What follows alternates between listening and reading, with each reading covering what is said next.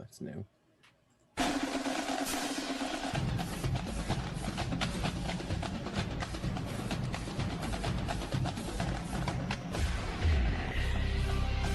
Welcome to Pigskins and Pageantry, a podcast dedicated to all things SEC football. My name is Wes, and I'd like to invite you to join me, Jesse, and Matt each week as we discuss last week's games, news from around the league, the big games this weekend, and more. And what's up, everybody? It's Wes. We're about to start season 5 of Pigskins and Pageantry, and it does not seem like that kind of time has passed. I don't know about y'all, but oh man. So obviously there's been a lot going on over the summer between last year and this year.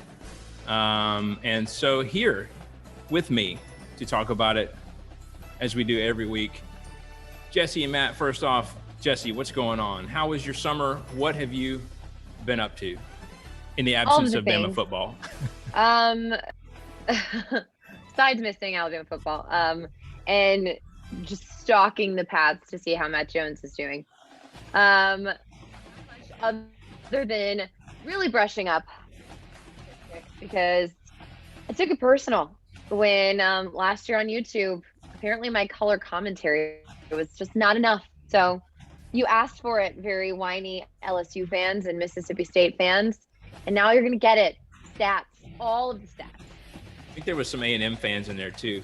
Don't forget those. Oh, don't worry. And the Jimbo Fisher hate will continue. Oh yeah, I would expect no less. So, welcome Matt, to season 5. Matt, what's going on, my friend? How's your summer been? It has been a summer. It has been a summer. I did little to nothing this summer, so I'm ready. I'm ready to get back to it. I'm ready for Tennessee to hurt me again. I'm ready to feel feelings all over again. It's almost football time in Tennessee, and I am here for it. I hear you. Cool. That's cool, man. I hear you. I hear you. But yeah, I mean, basically the same for me as far as just being, just busy, man. Just trying to do the author thing, trying to keep up with this stuff. Daughter's playing soccer, and now we're had a hat trick last weekend, and has nothing to do with SEC football, but hey, I had to throw different that in football. there, so. Doesn't matter. So that's right. It's called football somewhere else. Yeah, so, that's it. You can count it. And then trying to share a few laughs here with a TikTok video every now and then. So yeah, man, it's been a pretty eventful summer. Obviously, real eventful for the SEC, and we're going to discuss each team. So without further ado, let's get into the news of the summer. Here's the news. All right. So in alphabetical order, which is Jesse's favorite, because, well, you're about to see. Anyway, let's start off with Alabama. More of the same is what I'm expecting. It seems like a lot of experts are thinking the same as well.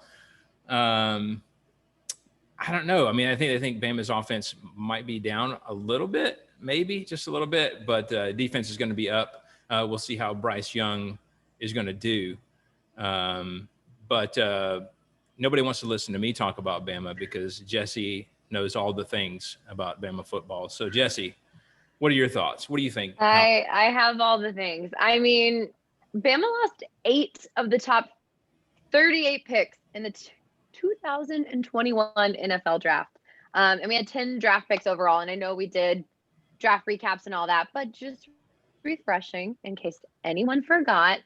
With all that said, even losing all of those guys, which it's going to sound cocky, but here I am, that happens a lot, like every year. So our roster is still stacked. Our past 4 recruiting classes have been ranked 1st, 2nd, 1st, and 5th in the country, according to 24/7 and their composite rankings. So it does seem like much of the same, but we are only returning 3 starters on offense, which is crazy, especially since the offense was such a big powerhouse last year. It was something that everybody kind of looked at. Not to say our defense wasn't great as well, but I think offense was definitely the star there. Looking into this season, because I kind of feel like that's a little bit of what we're doing tonight is against head coaches who have served as his assistants. And this is always going to be a big topic until it happens, which is Kirby Smart, Jimbo, Lane Kiffin. We've got Steve Sarkisian now at Texas. We'll get there. We will get there. And more. He is 23-0. I'm just going to put that out there. Just want to start the season by saying that. Not saying it can never change. I'm just saying. And then since going 7-6 in his first season at Bama in 2007, Saban has led Alabama to 13 straight seasons with double-digit wins. In the 13 seasons prior to Saban, Alabama had 10 wins or more in only 5 times a season. So lots happening since Saban got there. I know everyone's like, oh my gosh, when's Saban gonna retire? Beep, boop, bop. Not this year, folks. It's another hip surgery. He'll be fine. Surgery and it's okay. We're fine. He's young. He's a spring chicken. Another big thing I think people are like, obviously QB, you touched on Bryce Young. I think everybody's looking to at wide receiver. We lost a Heisman Trophy winner to the Eagles. I'm excited to see what Devontae does there. But our wide receivers are still great. We've got Junior Mechie, who appears kind of the next in line to Devontae Smith, I would say. He brought in 55 passes, 6 touchdowns in 2020. And he was super fast. He wasn't necessarily as fast as Devontae, but was able to, study with him and have him and Jalen Waddle kind of guide him and be those veterans. And so now he's the team veteran there, and I think a star at wide receiver. And he could also serve as a defensive back if he needs to. Exactly. So I think that's cool. And then, I don't think we're going to have the same sort of aerial attack that we had with Mac Jones. Bryce Young is a different kind of quarterback. If I were to compare him to someone, it'd be a little bit more like a Jalen Hurts and not so much like a Mac Jones. But, we have a new offensive coordinator with Bill O'Brien. So I think the offense is going to be interesting to watch because there's so much, new talent, new coach, everything's new there. But still that same old sort of Saban mentality and leadership. So interested to see how things start off for us this season coming off of a natty. Matt, I'm sorry to start us off on such a depressing note, but really, we don't have to do these alphabetically, Wes. Anyway, what are your thoughts? What you thinking about Alabama? I feel like Jesse gave us the ins and outs of everything there, so I don't know what you want me to add, but I can tell you that again, if you're going to try and bet against Nick Saban, it's a bad idea. Bama has rewritten the book when it comes to what SEC teams are supposed to look like, what success looks like at the collegiate level. They don't rebuild anymore. They reload. And I know that's been a cliche for a lot of teams in the past, but Bama truly does not rebuild. They reload. And again, they've got plenty of people on their team that are willing to step into those gaps. And yeah, Bama got rid of a bunch of kids for the draft, which again, kind of plays off to their success, but I don't anticipate anything less than a postseason run for Bama again this year. I have a hard time imagining any postseason without Alabama in the mix, as painful as it is for me to say that. I mean, I can imagine it a lot, but realistically, no. Yeah. Well, if we're gonna get into that route, yeah, absolutely. I can imagine it all day, but it doesn't negate the fact that it's probably not going to happen until Saban, excuse me, manages to either retire or his hip blows out. One of the two. We'll get a new one. It's fine. Yeah. Either or. He's probably got a bunch of cloned Sabans waiting to take over anyway, so whatever. All right, so moving on in our alphabetical list. Next is Arkansas. And so thinking about the QB battle, it looks like KJ Jefferson is going to be the starter. I don't think that's necessarily a surprise, seeing him play last year. And they really have early on in the season a chance to make a statement in week 2 against Texas in terms of national conversation. Now, look, we can all talk about Texas. Maybe they're not the Texas of old, whatever, but still, in terms of national conversation, it's a chance for them. So, however, they do have a brutal schedule. Arkansas does. They're projecting losses to A&M, Georgia, Ole Miss, Auburn, LSU, and Alabama. I mean, that's just that's crazy. Sorry, it's not funny. It just might have been shorter to say their projected win. But I mean, Pittman's really got things going out there. I'm excited to see what he does. I know it's going to be a challenging season regardless for him this year, but excited to see what he's going to do out there. It looks like the experts are thinking they're going to go 6-6 this year, so we'll see how that pans out. Matt, I want to start with you first this time. What are your thoughts on Arkansas and their outlook this season? Can I go ahead and do my yes, sir? Can I go ahead and get that out? Do it, man. Please. Because I've been waiting. All right. Yes, sir. All right. So we got that. I love Pittman just for that. Yeah, looking at their schedule, they do have a tough road to hoe. I mean, Arkansas, and again, Arkansas surprised us last year. We thought that they were gonna be exceptionally bad, and then they finished they finished 3-7, but we thought they would be a little bit worse than they were, but they were competitive. I mean, they only lost a couple games here and there, so as long as they haven't graduated a lot of people, and I don't know enough about the Arkansas roster to speak on that, but if they haven't graduated a lot of people, we may be able to see them improve on that. And like you said, their schedule is definitely pretty brutal at LSU, at Bama back-to-back.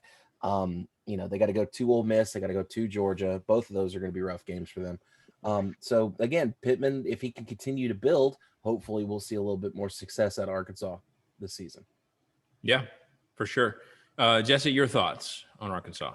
Yeah, I think the first thought is obviously, offense has to get better. And I would say that starts with their offensive line, which shouldn't be too hard. Pittman, by trade is an offensive line coach, and, they've got to do better. But they also have to control the clock. I don't think last season they did a good job of controlling the clock. And I would also say that their running backs have to step up and do their job. And they don't have a lot of depth right now at running back. The one right now that I've, sort of seen is Traylon Smith. He was solid, rushing for 710 yards, 5 touchdowns, and 5.3 yards per carry on average. But he's not the guy that can just go ahead and carry. He's not sort of your ace. He needs to be part of a rotation. And as I said, right now, I don't think they have the star power in depth to do that. So it's going to be a lot of kind of harvesting this talent and really fostering it and helping these guys grow. And then, like you said, I think KJ Jefferson's definitely going to be at QB, but there really isn't a veteran plan B. There's no one solid in case Jefferson doesn't start out great. So I don't know what it looks like in terms of depth chart at QB either. I think that's the thing for Arkansas, right? It's just depth is going to be an issue. They do have a new defensive coordinator in Barry Odom. Obviously, the former Missouri head coach stepped in as DC there. He's got a lot to do on defense. I mean, you said their record, what was it? They only won 3 games. Not great. You got to have a defense to do that. So, needs a stronger pass rush, and got to stop third down conversions. But they have 10 starters expected to be back on defense. But we'll see. Defense wasn't great last year, so hopefully those starters learn and grow this year. And one caveat to their record is, remember, they lost a lot of close games last year too. True. And I believe one of them, True. what was it? Was the questionable call against Auburn, right? And I Yes. think there was a couple of others that could have gone their way. So yeah, could have been better. It looks like they're projected to do a little bit better this year, but as you both said, it's going to be a tough season for sure.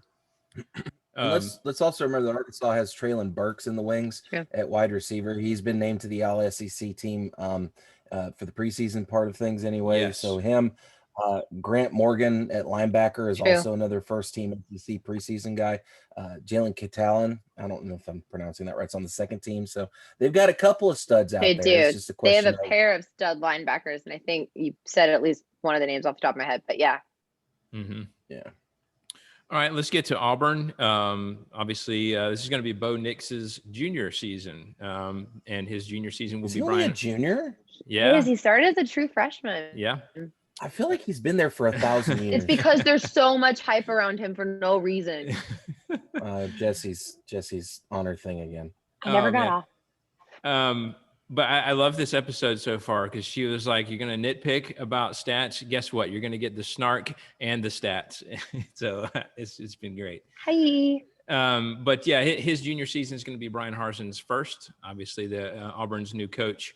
So we'll kind of see what challenges he faces there. Tank Bigsby, though, coming back, looking to have a solid showing in his sophomore season. So, and just a great name for no Tank. I just think of Frank the Tank from Old School. That's all I can think of. Is like right. Oh gosh. Yes. There's no streaking at the games. Yeah. No, none of that. They got a fairly tough schedule. Also, it looks like they are also expected. They're projected to be around 500 as well. So one extra wrinkle in this whole situation, though, is Harsin recently tested positive for COVID. And so, however, he's expected to be available for in-person coaching in the opener against Akron. But, what kind of challenges can that present to the preparation? Again, it's Akron, so you shouldn't think it should affect it too much, but we'll see.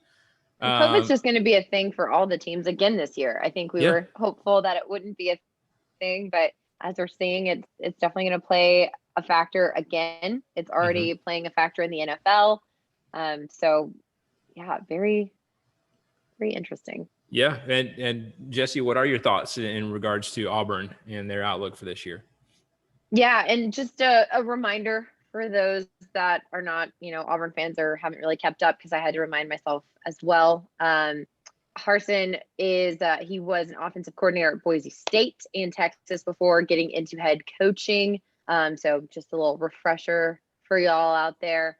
But, he's got Mike Bobo, the offensive coordinator, just Wes's favorite, who's supposed to be pretty good with quarterbacks, but I don't know if UGA fans would agree.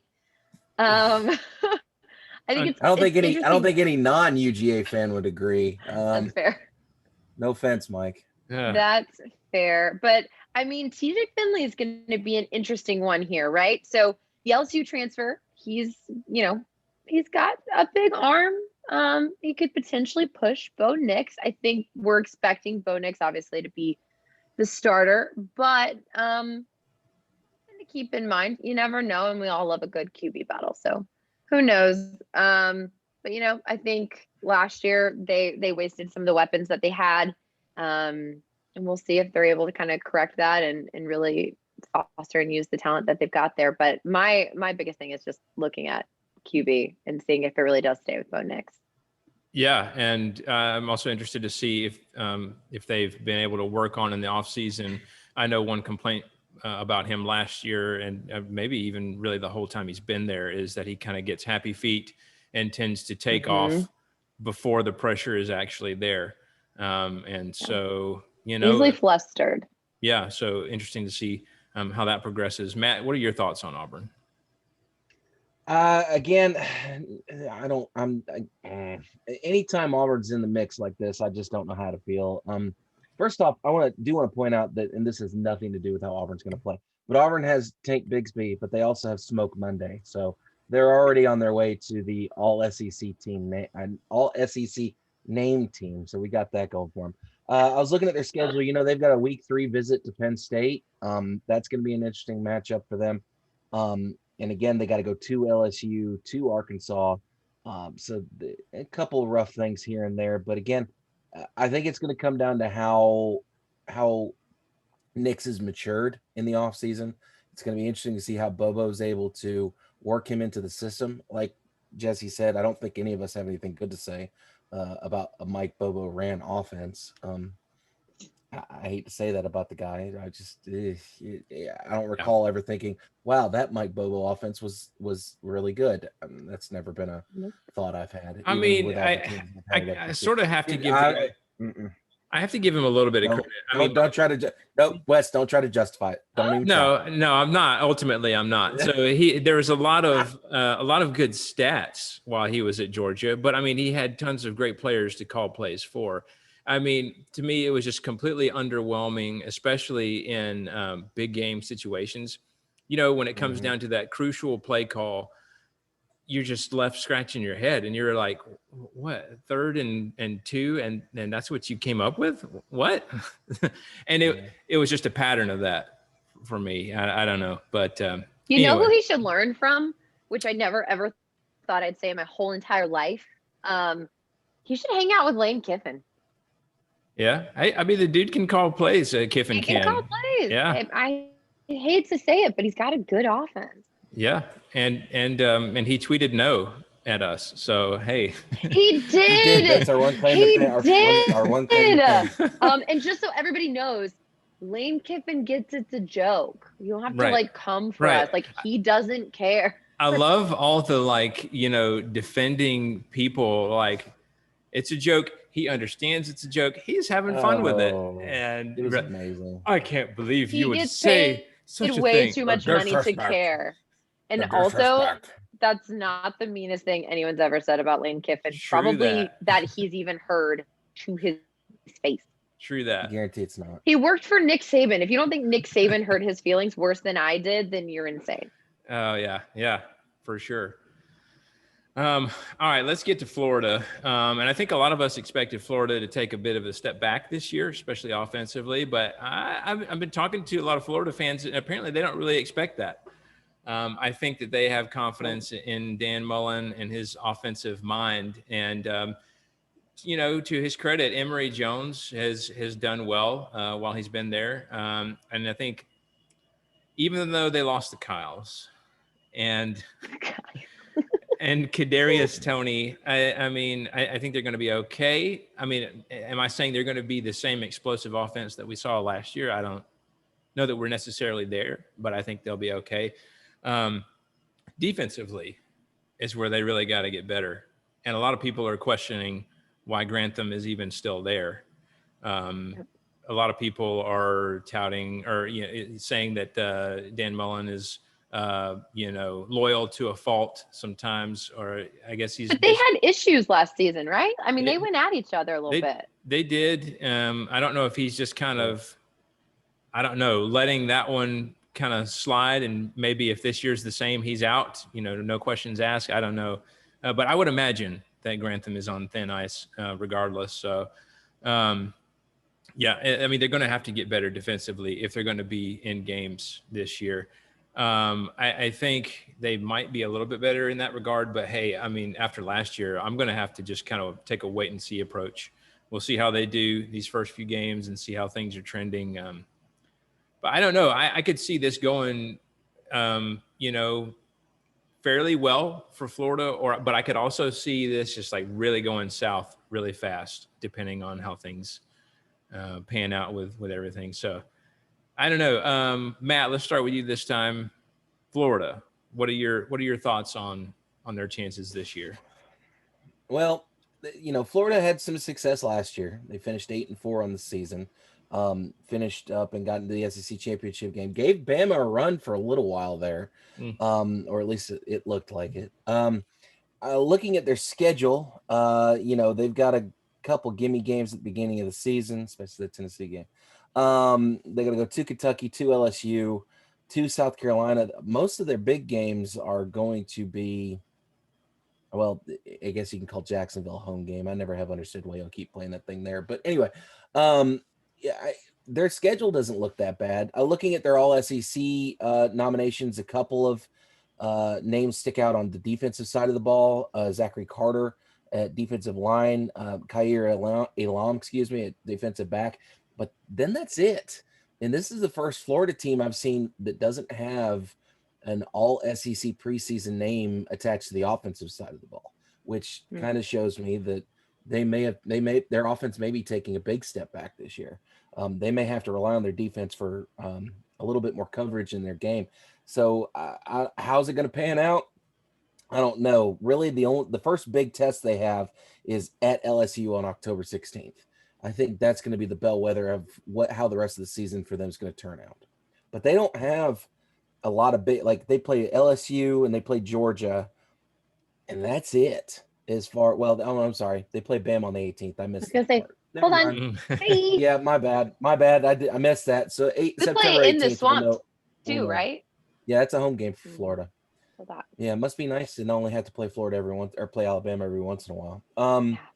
So yeah, week 3 date's going to be probably where we know what kind of Florida team this is going to be. Yeah. Jesse, your thoughts on Florida? Yeah, I mean, I think you guys covered a little bit of it, right? But for those that were not following along at home in 2020, Florida's offense was really close to being a 2019 LSU, but a year too late. They led the nation in passing. Kyle Trask had similar numbers against what I would say is better competition than 2019 Joe Burrow. But it wasn't good enough, which, is amazing to see. You look at those stats and they finished 3rd in the SEC, 9th in the nation in total offense, averaging 509 yards and 40 points per game.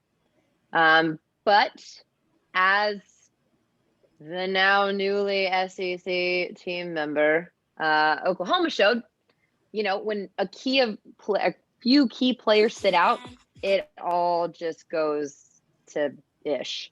It's rebuilding, and it's like you said, they're looking, without the Kyles, Cardarius, Tony. I'm never good with that. Tony, yeah. But don't worry, Florida. I'm not finished yet. Emory Jones was a really big quarterback recruit for the program. He does have experience with the program, so he's got the running ability as well. And he adds a new dynamic to the offense. And he's 6'4", 232 pounds. Anthony Richardson is more of kind of like that bomber type backup. So I think you're going to be fine at quarterback, and your receiving core is going to be okay. So do not fret, but we'll see you in the swamp. Yeah, that's going to be an interesting one for sure. And definitely a measuring stick of sorts for them. All right, let's get to Georgia. On paper, everybody's, expecting Georgia to do great things. And really, it's kind of like a lot of people have been saying it's national championship or bust. Now, I don't know that that's necessarily true, but it is on paper. Do you mean for Kirby? Like national championship or bust for Kirby's job? Yeah. A lot of people are saying that. They're like, if not now, then when, type of thing. And while I can kind of agree with that, I guess. I mean, a lot of things can happen. There can be injury. There can be lots of stuff. Look, I'm a Georgia fan. I've seen it all. Okay, all the things can happen. So, I mean, yeah, on paper it looks great, and I'm stoked about that. But obviously, we'll wait and see how the games themselves pan out. So, the talent is there. The schedule is you've been making too many TikToks, Wes. I'm telling you, the schedule is favorable. So I mean, just is the execution going to be there, right?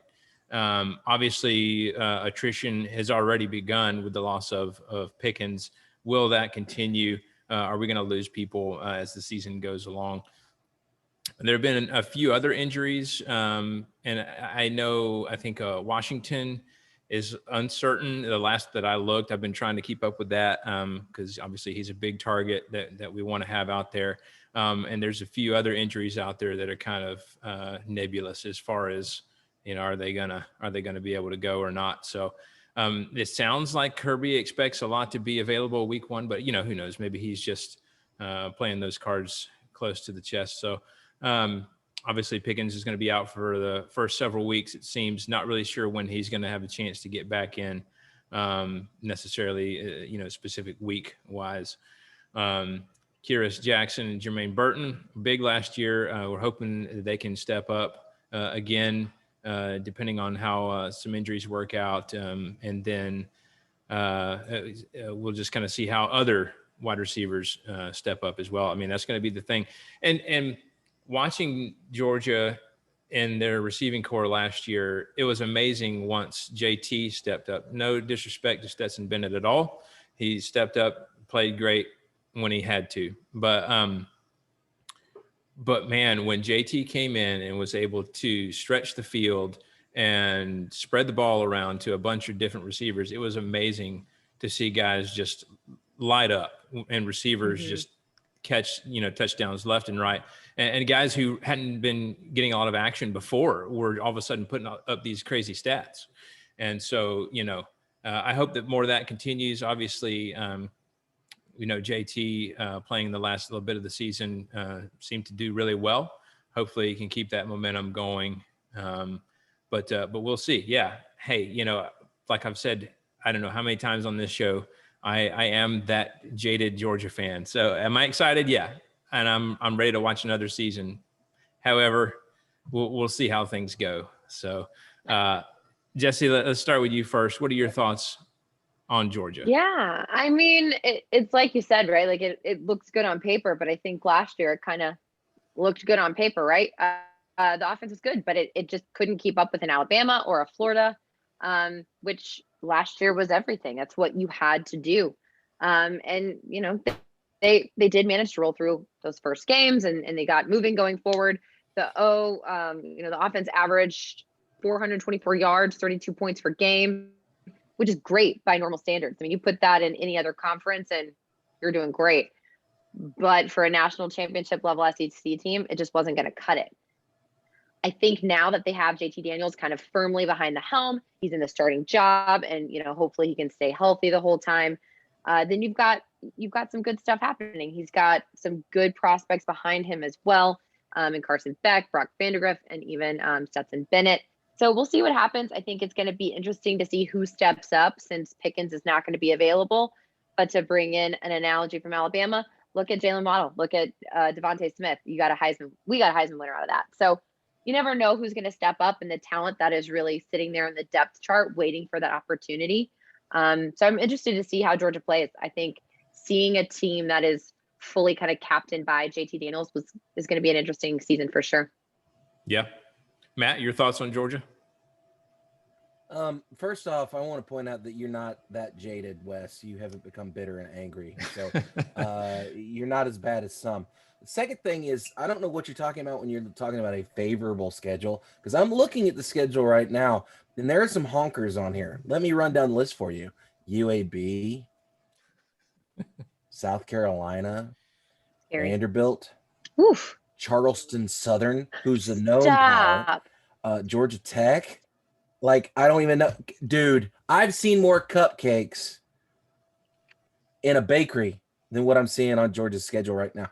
I don't want to hear any of this a favorable schedule. Y'all have a cakewalk here. The only big team y'all play is, wait for it, Florida. Well, except for Clemson at the beginning, but that's an out of conference. It doesn't matter. The only one you're playing is Florida at the end of at the end of October. So I don't want to hear any more of this. Are we going to call Georgia's schedule like the fall bake sale or like the fall cakewalk or like the harvest bake sale? Do we really have to give it a nickname? I think it's a good nickname. Can it be the name of this episode? Fall bake sale. It is a bake sale. There's cake all over the place. Are y'all playing? I feel like I'm at Wilson's Bakery in downtown Warner Robins. Are y'all playing at Charleston Southern or are you playing in Athens? I'm not sure, but I would imagine Athens. It's a home game. It's probably their. I can't imagine. I was gonna say I can go see them play for probably like $10.99 a ticket. Yeah, that's true. Not in Athens. This is awful, Wes. But listen, in all seriousness, though, I kind of feel like I'm taking lead on the SEC preseason stuff. So on the SEC preseason, Jordan Davis made first team. Georgia's punter, Jake Camarda, got first team as well. And then they have a bunch of kids on the second team: Zamir White, George Pickens, Jamari Slayer, JT Daniels. So a number of names showing up in those all SEC rosters. So they'll be all right, I think, especially with the fact they aren't playing anybody except for week one. But again, we'll have to see how. But it's Clemson without Trevor Lawrence. Does it count? Hey, that's a good point. That is true. However, we saw how DJ played last year against Notre Dame, and I was like, this is the same. Like, Notre Dame's where's the not drop off? real. I mean, so losing that game wasn't even his fault. It was the defense that messed him up there. But anyway, I don't know. I mean, I don't know. We'll talk about that game later. But yeah, I mean, look, can they make it through the schedule? I mean, yeah, I think it does look very favorable. Obviously, bake sale, whatever. But it's going to be like, how are you going to be able to remain focused? Are you going to be able to step up when things do get difficult in SEC championship, possibly playoffs, et cetera, beyond that? So, yeah, I mean, it's just, it doesn't really change the question. Are you going to be able to step up when you need to? And we'll see. So, Okay.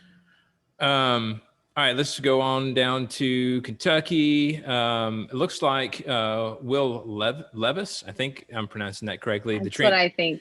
Transfer out of Penn State. Looks like he panned out for them at the QB position by all accounts, and has actually been named the starter by Mark Stoops. So Wandale Robinson, who's also a transfer from Nebraska at the wide receiver position, he is expected to be a huge addition to their offense. So transfers playing a big part in the Kentucky offense this year, possibly looking that way for sure.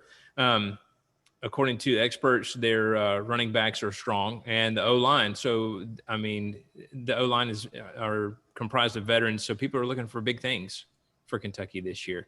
247 Sports predicts they're going to finish 9-3.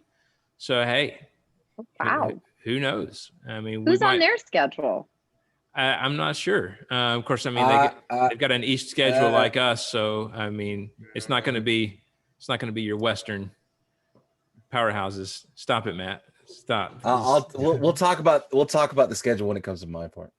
All right.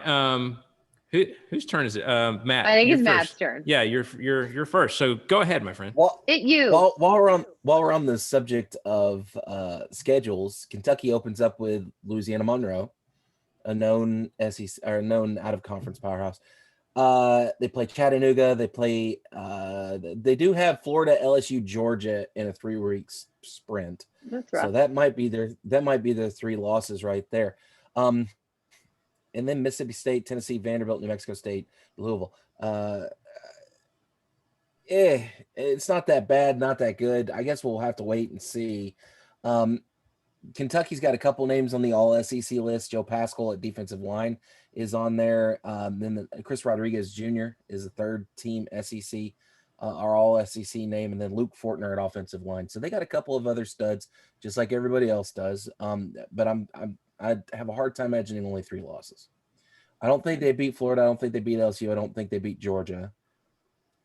I don't think they'll beat Tennessee. It's just a feeling. I mean, we're a couple of years past the high watermark of Kentucky football. I mean, was it 2 seasons ago? Yeah. That they made that pretty steady run, and they had a lot of help. And I don't know. 8 wins seems a bit generous in my book, even with the scheduling. So I don't know. I don't know if Stoops is going to be able to get him coached up that well. We'll see. I can see some of those games being like snags that you probably should win them, but maybe not. I mean, like Carolina's probably a trap game for them. I can see Carolina giving them trouble, or Missouri giving them trouble. Louisiana might give them trouble. That's game 1. Maybe. I mean, they're pretty good out of conference. But you got to remember, Kentucky finished dead last in the SEC in total yards with the league's least efficient passing game. Not great.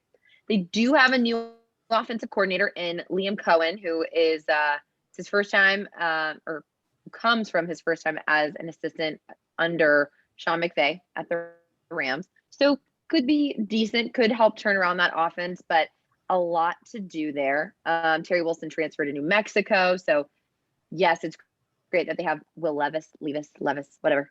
But there's a lot. There's a lot to do there.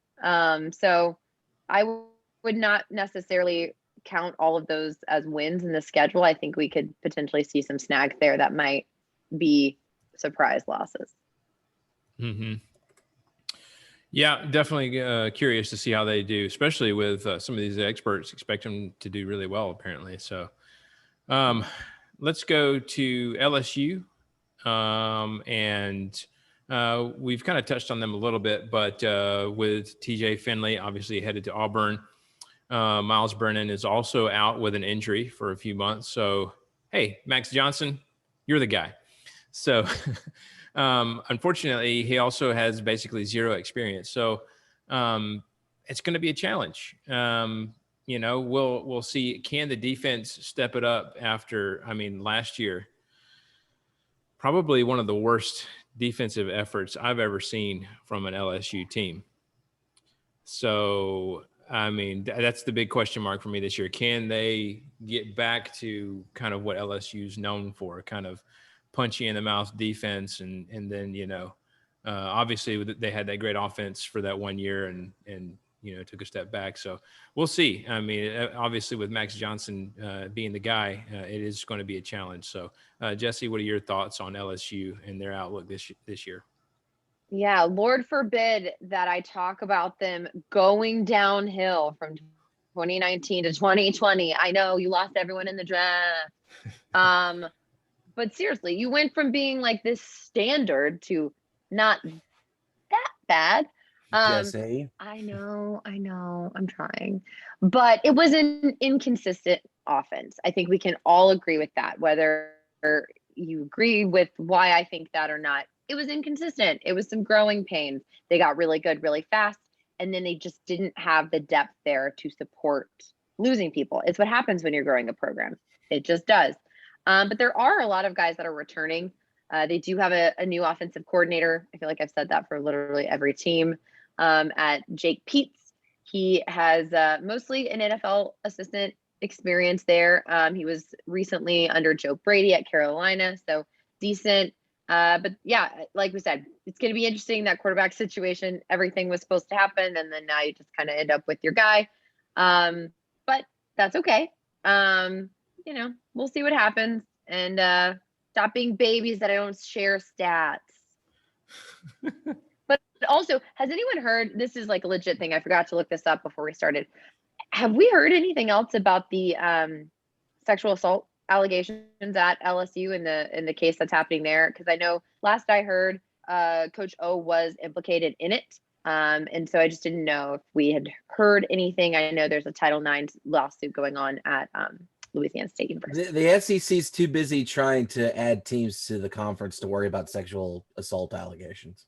Right. Yeah, I haven't heard any more. Bigger fish to fry. I haven't heard any more on that. This has been an eventful week for LSU football, though, as they've had to prepare and do their workouts in Houston, apparently. Yeah, as with the hurricane comes through, and then obviously they'll be playing in Pasadena anyway, so that they're at least able to play elsewhere in that regard. But yeah, lots of challenges going on right now. So yeah, we'll look into that. I'll keep you guys updated. I need to research that one a little bit more. Yeah, do that. Mississippi State is next. 2021, people are looking. What? Oh, did I not talk to you? No. Did I skip you? Man, I'm sorry. You I'm trying did. Nah, I'm done. Good night. Okay, bye. All right, so dude, I'm trying to keep track of all these teams. My bad. Okay, my bad. All I want to do is talk about the schedule. I'll shut up after that. But all right, talk about the schedule. I brought up sexual assault. It gets weird after that. You're missing what you almost took away an opportunity for me to make fun of a Pac-12 team, Wes. Come on. All right, man, go for it. All right, LSU is opening the season at the Rose Bowl, taking on UCLA. And I don't know if any of you saw the picture of UCLA's home opener this past weekend, but nobody was there. That's why the SEC is built different, because we pack the thing out. We don't care if we're playing Podunk State University. We're going to be there. UCLA was playing, I forget now. I can't remember who, but there's like a shot, like looking down at the stadium. There's like 12 people there. It's embarrassing. In if fairness, I was an UCLA person, I would leave their houses there. I don't know what the COVID regulations in LA are. Surely they can. I'm not sure. But in fairness, the Rose Bowl is huge, so it's really easy to look empty. So, but yes, So is I get Neyland it. Stadium, and we I get suck, it. but we still sell that thing out. Anyway, so 101,000. LSU open what? Said over 101,000 Yeah, What are you talking about? seats. at Bama at Bryant Denny. Let's move on. I remember when it was like 90,000. Anyway, then y'all got good and had to put more people in there. Anyway, y'all need to go back to Legion Field. Anyway, so LSU's opening at UCLA, and then they got cupcakes, McNeese State, Central Michigan, at Mississippi, at Kentucky, at Ole Miss, at Bama. Pretty rough. And then wrapping up the season with a trip to Texas A&M coming to visit them in Arkansas. Schedule wise, I don't think LSU's in any. It's Midland, I would say.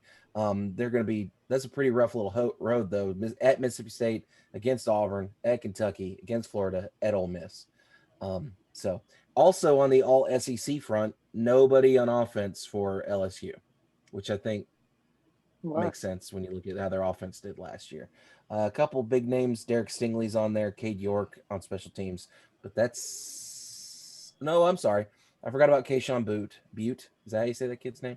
Kayshawn Butte at wide receiver. But that's pretty much it as far as LSU and that business goes. Now you can proceed, Wes. Mississippi State. 2021, people are expecting to be critical to Mike Leach's program after last year's challenges, shall we say. Will Rogers still there with the addition of Southern Miss transfer Jack Abraham. There's going to be options this year at quarterback. So we will see how that goes.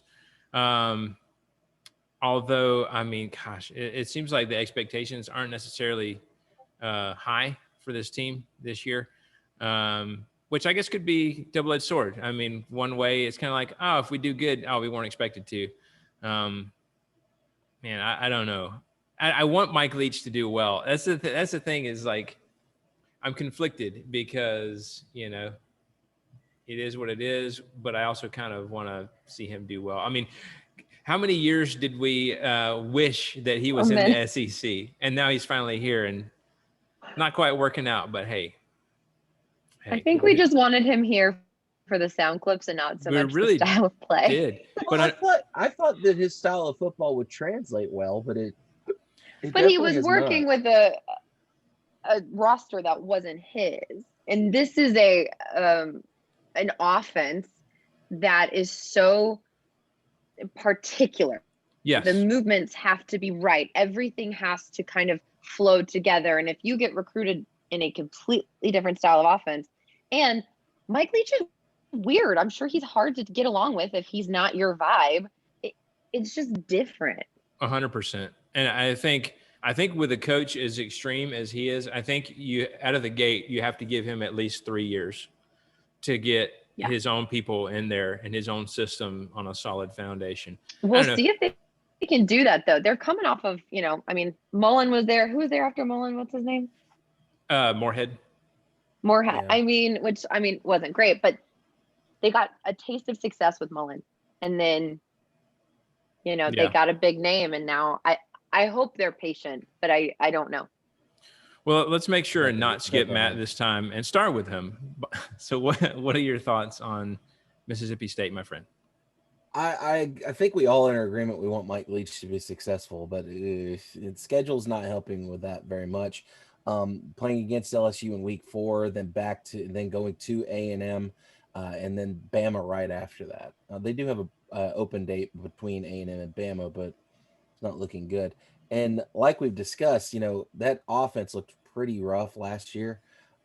We got to hope there's been some improvement over the offseason, but I don't know. It's going to be one of those things. Didn't have a lot of names from Mississippi State on the all-SEC preseason team, which makes sense given that they struggled really badly last year. A couple of names, Charles Cross is on there, and that's it as far as all-SEC goes. So, yeah. And nothing really going there. So I think it's going to be another long year in Starkville. Mm-hmm. Jesse, your thoughts? Yeah, I mean, there's a lot of jobs in that locker room, I think, still up for grabs. I mean, hopefully they have it ironed out right now, but there's so much action in the transfer portal coming out of Mississippi State. Like I said, it was not a lot of these guys' style of offense, and it was not a lot of these guys, if any, really, who chose that coach. So again, we love Mike Leach, truly. But would I want to play for him? I don't know. He's probably a very eccentric human to play for. And if that's not what you're used to or what you wanted, then it's not going to be your cup of tea. The offense only averaged just about 240 yards per game. They had no downfield passing attack at all. They had so many turnovers.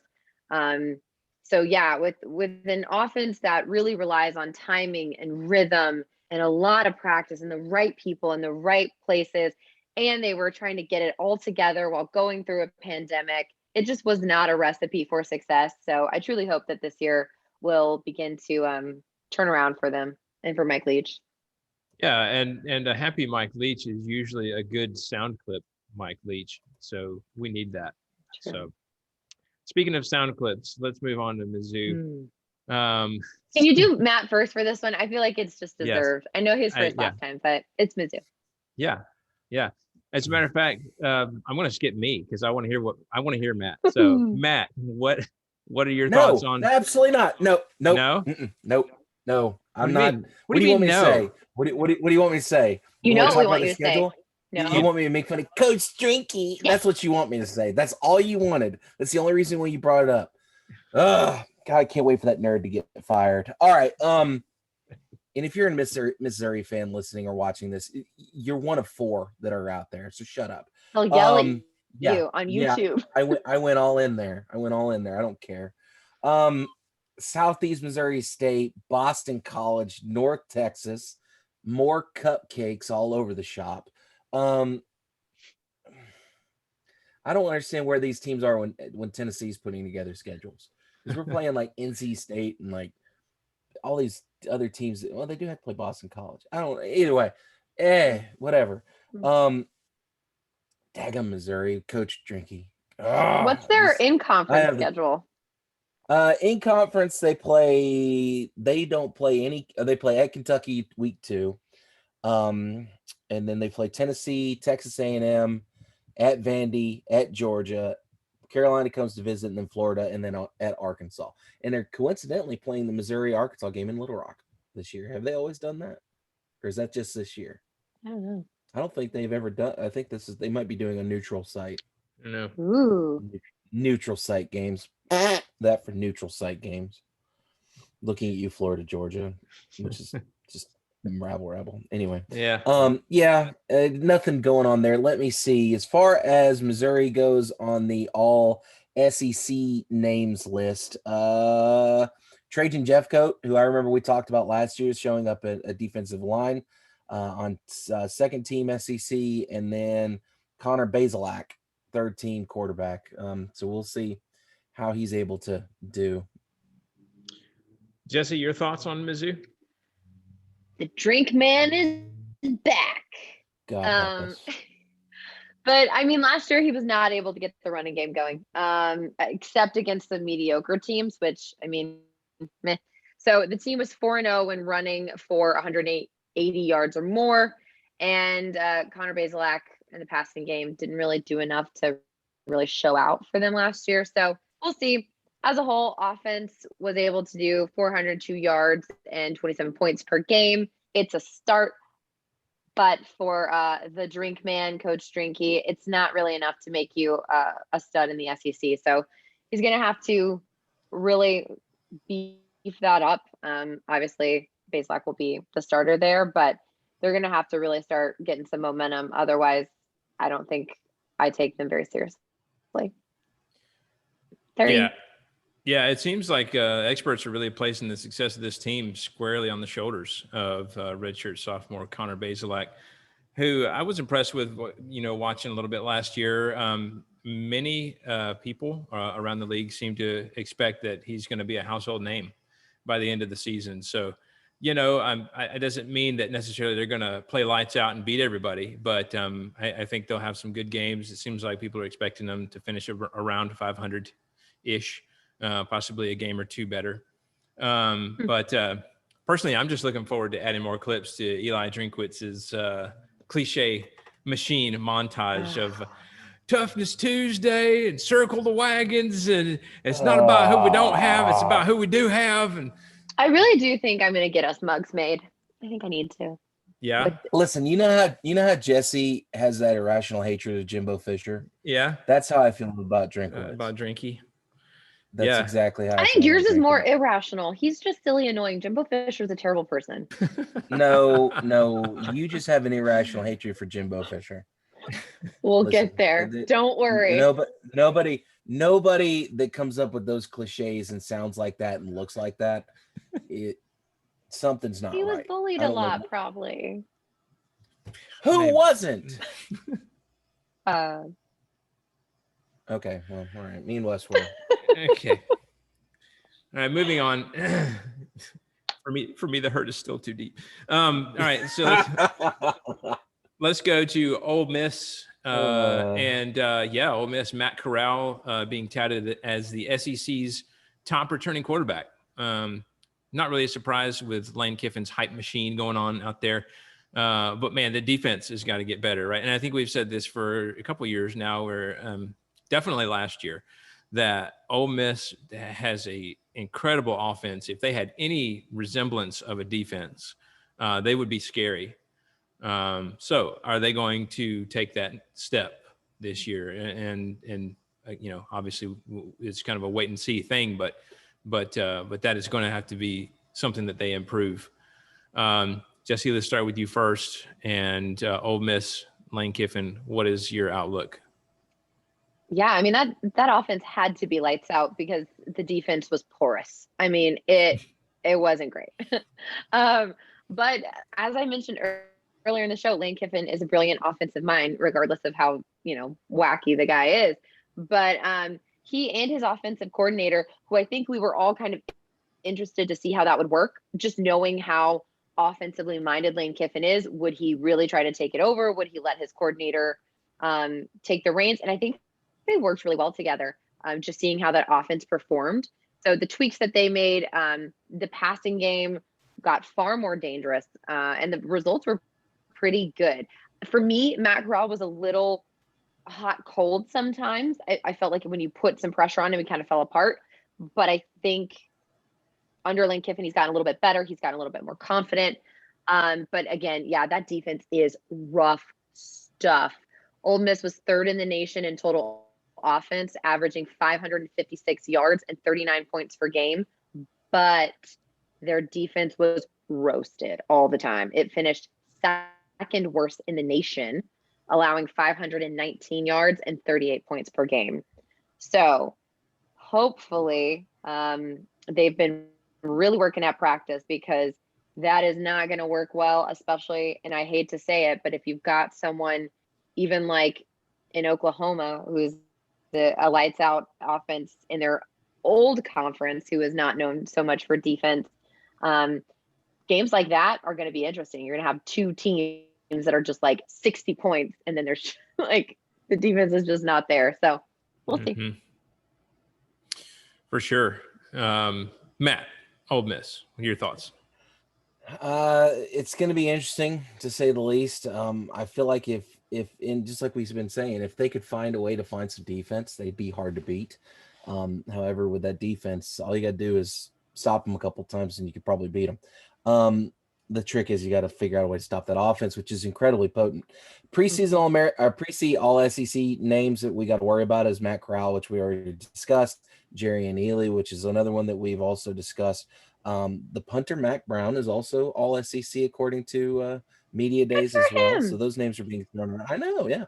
You would imagine a punter doesn't get much work in Lane Kiffin offense, but you get the idea. Schedule-wise, they open up against Louisville this year on a Monday night, September 6th. Not bad. That'll be in Atlanta. That'll be an interesting premier game for old Laney boy. Then they have a couple of cupcakes, and then they open up SEC play against Alabama at Alabama. Although that has and then not we'll always see been how good that for us, goes. so we'll see. Yeah, we'll see. And then Arkansas, then they got to come to Tennessee. And I think if I'm right on this, this is the first time that Lane's been back to Tennessee as the head coach at Ole Miss since he left in the middle of the night We had like to a decade literally, ago. and I'm not even kidding because I was there. We had to hire extra security when we brought him to Tennessee. I don't doubt that at all. I mean, People, he got death threats. I mean, we had to hire extra I don't, security. not surprising. I'm pretty sure that a number of Tennessee fans have probably let that go. I know I have. But I'd imagine it'll be a little extra rowdy on Rocky Top that night. Then they got to play at LSU at Death Valley. They got to go, at home. Excuse me. Then they got to go to Auburn. And then here's an interesting name that's coming to visit Oxford on November 6th is Liberty. So Hugh Freeze will be in the house on November 6th. Is he allowed on campus or no? I don't know, but I'm curious as to what that's going to look like. Hugh Freeze and Lane Kiffin will be in the same city at the same time. Oh boy! Oh my Bet God. every stripper wants to be on that week. Anyway, anyone finds a Boost mobile phone tossed in a trash can in Oxford the next morning, pick it up, find it. And then rounding out the schedule with trip to or hosting Texas A&M, hosting Vanderbilt, and then traveling to Mississippi State. All that right. made my Not night. an awful I'm schedule, so excited for that game. Rough. Mark it down. Put it on the calendar. It's going to be interesting. That'll be our game of the week that week. Absolutely. We got to come up with a name for that one, and that is going to be fun. I'll start marinating on it. Please do. The NCAA violations bowl. Title IX lawsuit. Yeah, Title IX lawsuit bowl. Basically, I'm kidding. Brought to you by Hooters. We're sponsored by them that week. Yeah. Kidding. All right, let's get to South Carolina. South Carolina, they are stoked to have Shane Beamer there. However, it's going to be tough, no matter how you slice it. He's going to have his hands full. Look, they're coming off of a 2-win season. They got a tough schedule, fairly tough schedule. Add to that, Luke Doty, who was kind of like the guy who impressed us last year at quarterback. He's got a sprained ankle. So a lot of questions at quarterback. In order to give themselves options, Beamer has placed graduate assistant coach Zeb Noland on the active roster at quarterback. So, hey, we're pulling out all the stops here for getting people to play. So, what? That's a joke. No, it is not. It is fact. Zeb Noland, the graduate assistant coach, he, FCS transfer Jason Brown, and freshman Colton Gauthier, I don't know if I'm pronouncing that correctly, will fight for the starting position if he's unable to play. So a lot going on with that. I mean, obviously, you're already kind of looking down a little bit coming off that 2-win season, but then possibly to start the season without. They didn't have anybody get drafted, right? There was nobody get drafted. I don't think so. I don't really know, but yeah, I think it was a no. Yeah, I would imagine not many, if any, but yeah. So challenges ahead. Matt, what are your thoughts on South Carolina? Well, this is going to be an interesting year because brand new coach, brand new situation. If you're bringing a grad student and taking him out of mothballs to put him back in a jersey, that's not a good look at all. That's a really, really, really rough look. I had to read that twice when I saw it. I was like, wait, what? What? My athletic director at school is a Carolina fan, so I'm gonna have to ask. He's actually a former Carolina quarterback. He might be able to play. Does he have another year of eligibility? Yeah. You know what? I don't think he does, but I'll ask him. Shame. Shame. But seriously, he can chunk a pigskin. I've seen him do it. As far as scheduling goes, cupcake at Georgia in week 3. That always seems to be like the first SEC game every year. Is always Georgia, South Carolina. Kentucky at Tennessee, Vanderbilt at A&M. They play Florida in November, as per usual. They usually play them pretty late in the year. At Missouri, and then they round out the rest of the year with Auburn and Clemson. So schedule's Midland, not awful, not great, but I don't with the way they're going to have to rebuild and the things that they don't have in place, and potentially a graduate assistant playing quarterback for them. It's not shaping up to be a good year in Columbia. Yeah. Like, that is the joke you make. You're always like, oh, we'll just pull in the graduate assistant, the towel boy. That's a joke, literally. Right. No, it's a thing. But apparently that's real life. They only averaged 355 yards and 24 points a game last year. And they did have a little bit of young talent there, and those guys did stay. So there's the potential to maybe foster that and start to grow a program. But yeah, Coach Beamer and offensive coordinator Marcus Satterfield have a lot of work to do. And in order for them to get stronger, I think there's a couple things they need. Number one is a quarterback.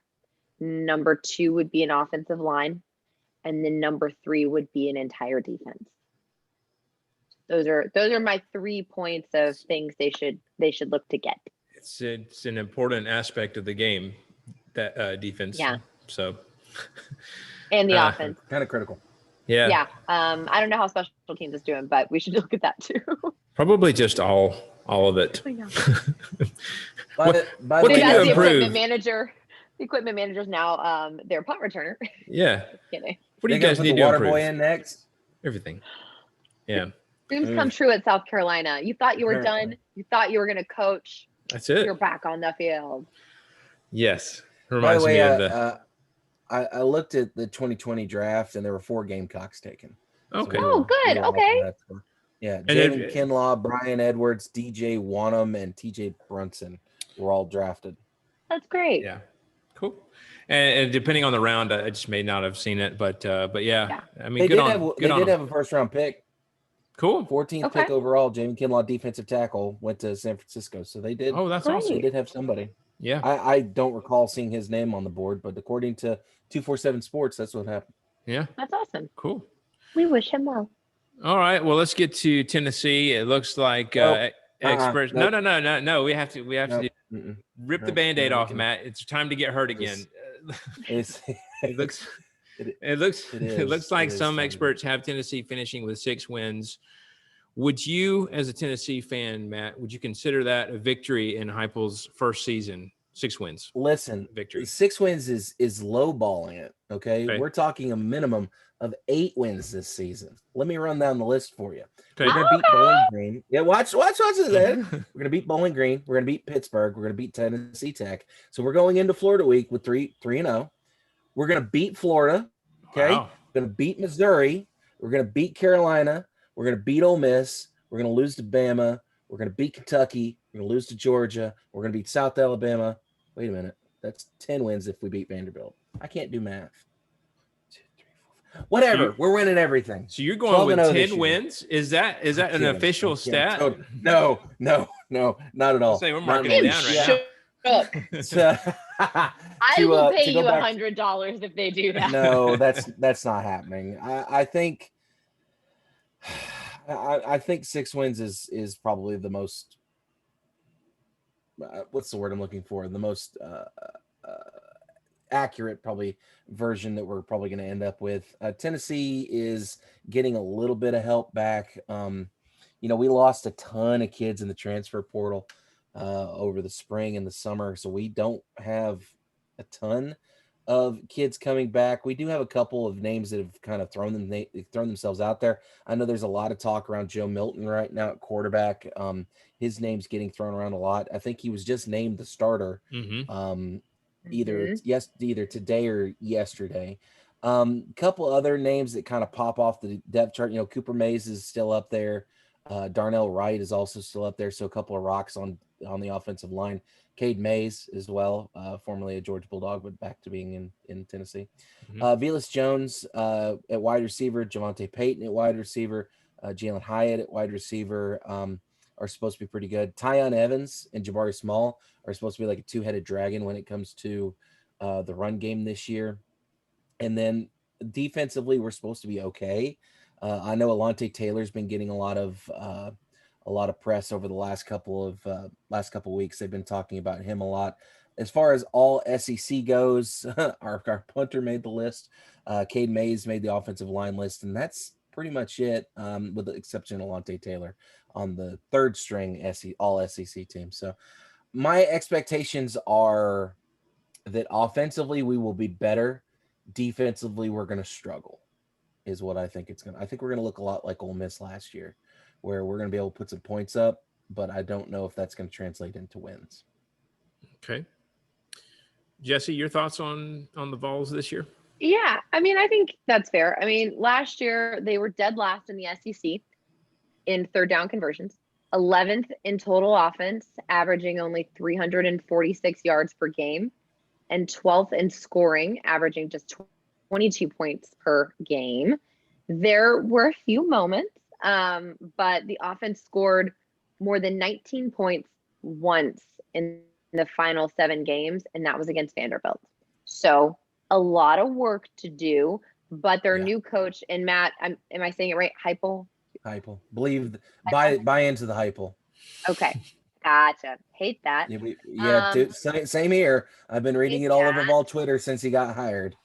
Vol Twitter. But Heupel, bringing over that attack style offense from UCF, I think, they're going to start to be a little faster, try to push the ball down the field, which will make it a little more interesting. And I had not kept up with the transfers and the quarterbacks and all of that in the offseason. So Jarek Garantano led, in passing last year for the Vols, but he's now at Washington State. JT Shrout got in some throws, and now he's a Colorado Buffalo. Harrison Bailey stepped in and completed 71% of his throws for 578 yards and 4 touchdowns. And if the season started, he was probably going to be what I thought, QB1, but Joe Milton was the starting quarterback for Michigan, and looks like he's going to be the guy behind Earth this week. So a lot of moves happening. Interesting with the new head coach. We shall see. We'll see you the third Saturday in October.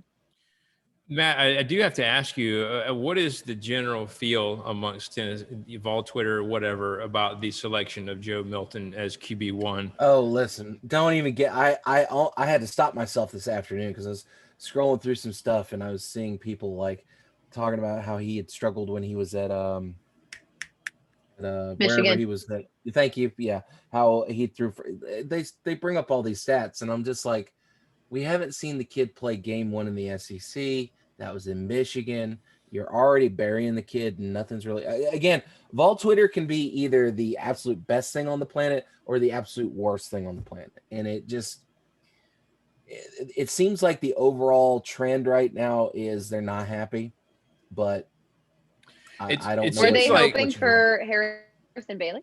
They were hoping Bailey was going to come in and be the second coming of Peyton Manning, is what we've all been hoping. But because he came out of Marietta High School, very highly touted, they thought for certain he was going to be, the starter last year, but then we stuck with Guarantano, and then you had that back and forth, and then Bailey struggled last year, it seemed like, at quarterback quite a bit. So it's one of those things where you never know what you're going to end up with, and that's really going to be the trend this year. Is we don't know what the team's going to look like. This new offense is supposed to be very highly powered. The games are supposed to be a little bit more interesting to watch this year, but we'll see how long that lasts, because I don't know how that style of offense is going to translate into the SEC. But then again, we don't play defense in the SEC anymore, so true. I know it was a long time ago, but Heupel did win a national title. So as a player, allegedly. Yeah. I thought you were talking about don't even get me started. We're not even talking about the UCF. No, I'm talking about actually as a player. But yeah. Wait a minute now. Hold on. So let me think about this. If Heupel, let's pretend for a moment, and Jesse, calm yourself. Let's pretend for a moment that Heupel does get to claim that national title. Is he the only other coach in the SEC with a national title besides Nick Saban? Depends. Do you count having a title as an assistant? No. Okay. Then Hey, we got that going for us. well, hold on. Did Oklahoma win? Oh wait, Jimbo Fisher won a national championship at Florida State. Mm-hmm. Oh, that's right. But what And about Lincoln Riley? Oklahoma's not in the SEC yet. Okay. True. 2024. Yeah. Well, Vol Twitter doesn't seem to handle controversial decisions very well.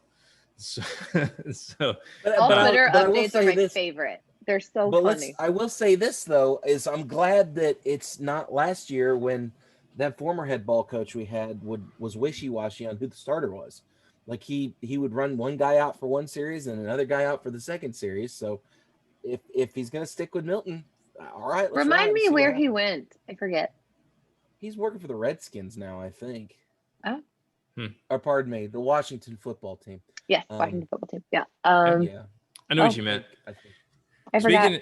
Speaking of controversial decisions, Texas A&M, huge expectations for this program. I think a lot of people are expecting them, just with the surge that they've made in the past few years, that this year is going to be one where they're going to really need to kick it up to the next level. A lot of people, we talked about Kellen Mond, and when I first saw Kellen Mond in his first season, I was really impressed and thought, man, this guy is really going places. And then it just sort of seemed like, I don't want to say fizzled out, but it was that kind of feel where he just didn't really play to that level that I was expecting he was going to get to. But as I mentioned last year, many could argue that they should have made the playoffs last year. Life after Kellen Mond will have to exist. And Haynes King, after a battle between he and Zach Calzada, King has been named the starter at the QB spot. So we will see how that works out for them. Also, Isaiah Spillers will be back, one of the SEC's leading rushers. So a lot of, as I said, a lot of high expectations for A&M. Jesse, I want to start with you first this time, obviously, so we can go ahead and get out the Jimbo Fisher comments and vitriol. Yes, I'm back. He can suck it. I hate him. But wow, I'm starting off. I'm setting the tone. He needs to stop worrying about Nick Saban and go replace your quarterback, who is now in Minnesota. And I watched one of his preseason games. So yes, the Jimbo hatred is still here. It really just festers in the offseason. I think it just really marinates and gets deep in my bones. But they were third in the nation in time of possession. And I think that is key for them, because I think we've started to see that the SEC has started to trend towards that very fast style offense. And the Aggies weren't really that way. They really kept the ball. They averaged 439 yards and 33 points per game. And they were really deliberate in their style of play, which I think is the best word to describe them. And it's different than what we're seeing across the board in most teams. And they were third in the nation at converting on third downs, which we've talked about it hundreds of times. That's what you have to do. You have to convert on third down. If you do not convert on third down, obviously you're not going anywhere. It's silly, but that is the basics. That's what you have to do. But so many times we do not see teams do it. So move the chains, keep the clock moving, you keep possession. It's a smart way of playing football, and we'll see if it works out. Jesse, you left out the phrase "you idiot" when referring to. I did leave out "you idiot." For those that can't see, we literally have a notes document, and I did write, "Stop worrying about Nick Saban." I was waiting for that. I started out real hot. I came in real hot. I did come in really hot, so I tried to tone it down just a little bit. Matt, your thoughts on the Aggies this year? You know what? I am going to Jesse. I'm gonna let you finish drinking. Hold on a moment, because I want. Don't make me spit. Yeah, don't make me spit, because I will. That's exactly what I'm gonna go out on a limb here, and I'm gonna turn heel on the group, and I'm gonna say I like Jimbo Fisher. I like his swagger. I think Jimbo's great. He's actually my second favorite SEC coach right now. Wow. I'm gonna pray for you. Yeah, it's okay. Pray for me. It doesn't change the fact of the matter that I want A&M to win the West this year. But yeah, I said it. What are you gonna do about it? I need somebody to take out Nick Saban. Rebuking all of this in the name of Jesus. No. Not today, Satan, aka Jimbo Fisher. Anyway, so a couple of things on the docket for A&M. They open up with Kent State this weekend, playing against Colorado in Denver. I'm going to be curious to see how A&M handles that change hard in to breathe. altitude. Right, because I don't know if you've ever been to Denver, but it messes with you, that altitude does. Then they play New Mexico, and then they play versus Arkansas. And then it gets kind of iffy. So at home against Mississippi State, at home against Alabama, at Missouri, against Carolina. Then they get a break, and then they host Auburn, and then go to Ole Miss, and then they're hosting Prairie View. I don't even know where that is. What's their map? I'm assuming Kansas or something. And then wrapping up the season at LSU. But let's remember, this is a Texas A&M team last year that went 9-1, and really, in the long and short of it, probably should have gone 10-0, but got unlucky against, who was it? Was it Alabama? Yeah. Things didn't go well when they played Alabama. But aside from that, pretty good solid season last year. I think they got a bunch of their kids back. I don't know if they graduated a lot or whatnot. A couple names that pop out on the All-SEC list. Isaiah Spiller, obviously, is a running back that we're very familiar with. He had a good season last year. Jalen Weidermeyer, also another name that at tight end that's popping around. Couple of defensive players. DeMarvin Leal is a second team All-SEC preseason pick, along with a couple of others that are kind of sprinkled throughout here. Leon O'Neal at defensive back. So there's a couple of star players that A&M is going to be able to lean on, and Jimbo Fisher hopefully will find a way to finally beat Nick Saban, and win the SEC West this year. You do know if that happens, I will not do the show. Like, I will not do that week. I will just not. You're going to have to do it. Listen, if I can take the butt kickings every week that I have to take for SEC or for Tennessee football and still come on the show, you've got to do the same. Jimbo Fisher's the worst person. He's not the worst person. I don't know what you hate about him so much. He did nothing to you. Did to the world. All right, let's get on to Vanderbilt. Yes, Vanderbilt. So Clark Lee, he's taken over a team that didn't win a single game last year. God bless him. I mean, I give credit to the guy. I mean, of course, I guess, another way to look at that is there's nowhere to go but up, right? So you're getting paid like, I don't know what his salary is, but it's over $1 million. I mean, yeah. And the expectation is, please just win a game this year, please. That's it. Yeah. I could probably do that. Well, luckily they're playing out of conference this year. Last year they didn't have that luxury, hence the reason why they went. That's fair. That's a good caveat to remember. Mm-hmm. That's fair. Vanderbilt went 0-9 in conference play last year. Yeah. So. Which is expected. I don't think they really win conference games when it's not COVID. So, well, in previous years, Vanderbilt's given trouble to Georgia. A couple teams. I mean, Georgia in particular, that's always seems to be one that they give a run to. South Carolina and Vanderbilt always have a competitive game. Kentucky and Vanderbilt's usually a game. Occasionally, Florida's a competitive game with Vanderbilt. It just depends on the year. That's fair. Yeah. But regardless, however you slice it, tough road for Clark Lee there. There's in terms of their quarterback, Ken Seals, who's a sophomore, is expected to retain his starting job at quarterback. So I don't really have a whole lot more to say about them. There's a lot of unknowns. We're just going to have to see how Clark Lee does with this team. Matt, let's start with you this time. But your thoughts on Vanderbilt this year? Well, I can tell you that Vanderbilt does not have any names on the All-SEC list this year. I know that's usually they at least have like a defensive lineman or an offensive lineman or something, but not this season. Schedule wise, they've got a week 2 visit to Colorado State, again playing at that altitude. That'll be interesting to see how that works. They're hosting Stanford this year. That's weird. That's really random. Smart Kid Bowl. It's the SAT Bowl this year. They need to get what is it? College Board. Is that who pays? Is that the organization that produces the SAT? I don't remember. Probably. That joke fell flat. I'll do better. So yeah, that they need to come up with a funny name for that like the academic bowl or something. Opening the SEC play with Georgia, and then at Florida, at Carolina, a couple trips to the West for Mississippi State, and then playing Missouri, and then Kentucky at Ole Miss, and then rounding up things with at Tennessee. Schedules, they should get at least one win out of this, surely.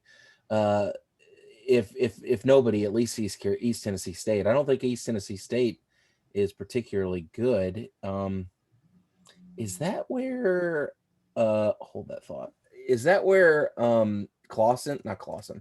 Randy Sanders ended up? I think that is where Yes, that's where former Tennessee offense coordinator Randy Sanders is the head coach. So they may not beat East Tennessee because Randy Sanders has done a decent job with that team, I do believe. It's not shaping up to be well if you're a Vanderbilt fan. Yeah. So again, great campus, great city. Beautiful. Jesse, what are your thoughts? Couple thoughts for Vanderbilt. For Clark Lee, if you're listening, just a few tips that I think should be done in stages. I think step one would be to score. And then step two, see step one. And step three is to see step two. Yeah, they had a really difficult time scoring last year. They scoring 17 points or fewer in 7 games and topping out with 35 and a loss to Ole Miss. Can you please read your phrase there? They had a hard time doing what? They had a really hard time putting the biscuit in the basket. The biscuit in the basket. I love it. I love it. I love it. I'm stealing that. I'm stealing that for Houston County broadcast. Go for it. I was very motivated post work this afternoon. Nice. But yeah, they averaged just 330 yards per game with no rushing attack. They did not have a great passing game. They too have a new offensive coordinator in David Ray. I'm so sorry. Not sure. He's an NFL assistant coach over the past several years. He's typically done well with wide receiver. So hoping that he and Clark Lee can get the Commodores to at least get some offense. It doesn't have to be explosive right away, but hoping it just sparks something. Because bless them. Yeah, for sure. Last year, rough. But as you said, all SEC, but still losing all your games, that's demoralizing no matter how you look at it. So that's rough. All right, that does it for all the teams. We do have one last bit of news here, though. Texas and Oklahoma joining the SEC in 2025 after a whole thing this summer, unfolded with they're leaving the Big 12. SEC extends the invitation. They officially accept, blah, blah, blah. So 2025 is the target date. However, as I understand it, it could be possibly sooner with a buyout of their TV contracts. So that's a possibility as well. So 2025 with the possibility of sliding to the left a bit. In response to this, other huge news is that the Big Ten, ACC, and the Pac-12 are looking at forming an alliance and possibly forming a mega conference. This is literally The Office when Dwight goes to Jim and he's like, we should form an alliance. We should form an alliance because of it's like downsizing. He's like, you hear? Yeah. Oh my gosh. Here's the question though: if the Big 12, the Pac-12, and the Big 10 and the all whatever, all those conferences, if they're forming an alliance, does that make the SEC the evil empire? I don't know. Are we the baddies? Are we the baddies now? Here's exciting. The thing. What is the Big 10, ACC, We're the Pac-12? What are they going to call themselves? The not SEC? I don't know. Call it the College Football Alliance? I have no idea. Yeah. I don't. Derek Zoolander's School for Kids that can't read good but want to do other stuff good too. Conference. Yes. Big 10 and ACC were like, would you like to form an alliance? And Pac-12 was like, absolutely, I do. What's an alliance? And it went from there. All right, so I want to get both of you guys' thoughts. Jesse, I can see yours. So let's go ahead and start with you. What are your What are your thoughts? Jesse's I a was quite an horrible poker player. I Horrible am. Oh poker my gosh, player. I'm so mad. I have said this to anybody that asks me. I don't want to acknowledge this. You don't go here. Go home. You can't sit with us. It's not my fault that you can't recruit anymore. What do you want me to do? Or that Alabama's not going to send you a quarterback? Like, go home. Stop. Yeah. You're embarrassing me and yourself. Okay. All right. So, Matt, do you feel the same? Do you feel different? How do you feel? I want to point out first before we even start that my comments are my own. They're in no way, shape, or form a reflection on the viewpoints of anyone associated with this podcast. I am going to go on a limb here and say that I'm okay with Oklahoma coming to play with us. To a point, Oklahoma at least has a pedigree, with recent pedigree, not 50 years ago when Darrell Royal was your only head coach that won anything. I'm Looking listening. at you, Texas.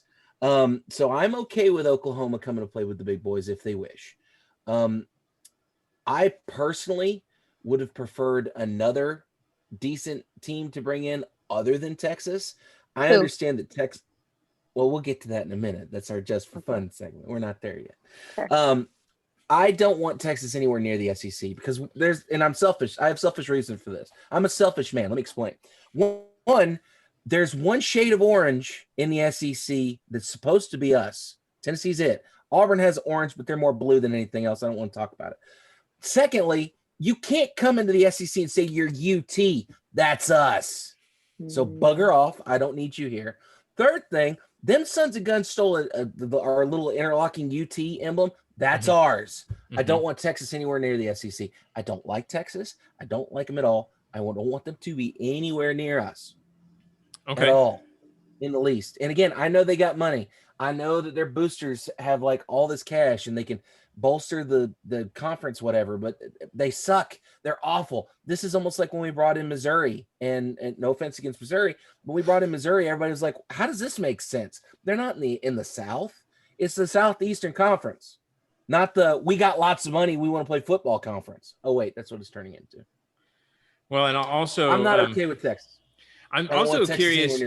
I'm curious to know what A&M really thinks about this, because supposedly it was They've got to be mad. Supposedly it was unanimous, but I also wonder if in the voting you don't want to be that guy. You know what I mean? Like everybody else voted yes, but you, and now everybody's out to get you. Well, here's the thing. I think a couple reasons.